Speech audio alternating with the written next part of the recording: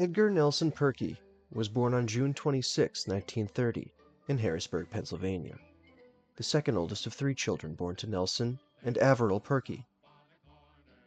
Nelson worked as a shipping clerk for a local lumber yard and raised his family in the apartment building which once stood here on Schuylkill Street in Harrisburg. Edgar graduated from William Penn High School in 1948 and went to work for a wholesale baking company.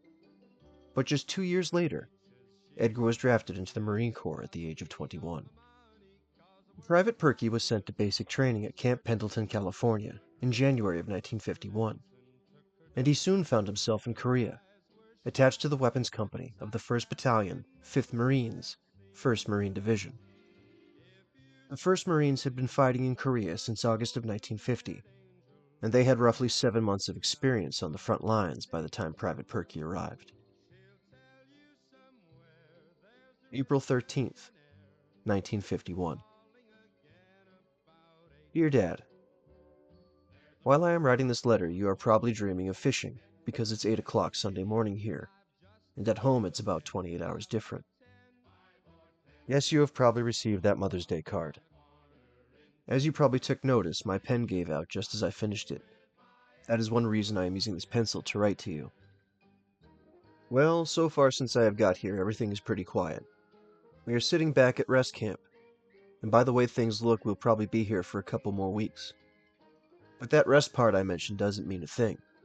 Lately we have been working up to 12 o'clock midnight, and getting up at 6:30 in the morning. Believe it or not, we have been having rifle inspection, and also schools and night problems. It's just like being back in the States. But all that does is make me hate this Marine Corps even worse.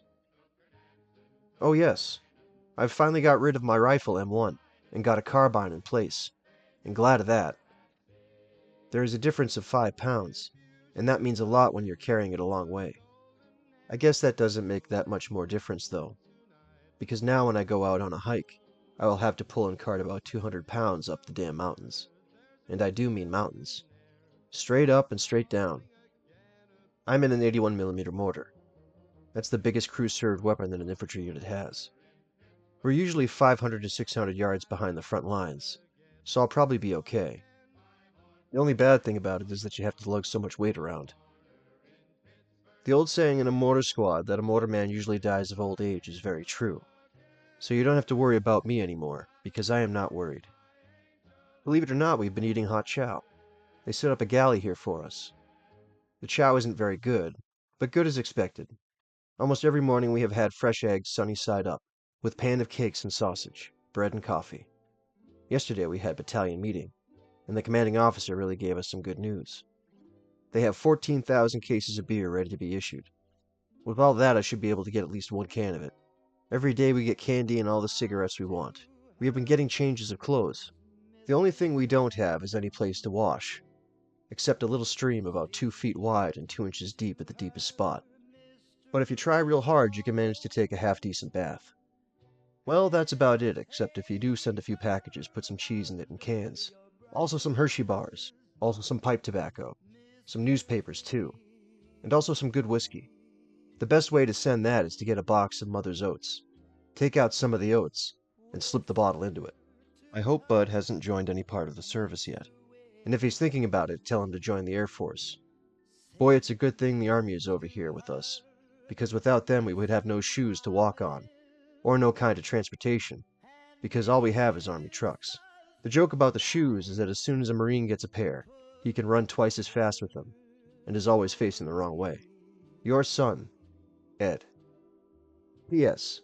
Say hello to the boys at the lumberyard for me. Thanks. After Edgar Pirkey left the Marine Corps, he met a young woman by the name of Mary Ann Kell, and they were married in Leesburg, Pennsylvania on June 16, 1953.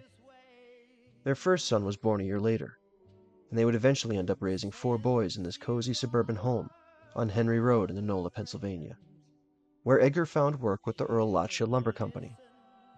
Edgar enjoyed going on camping trips and developed a passion for woodworking, fishing, and history. He retired from Lachia Lumber in 1993 and spent many happy years with his family in Enola, where Edgar was a member of the local Masonic Lodge.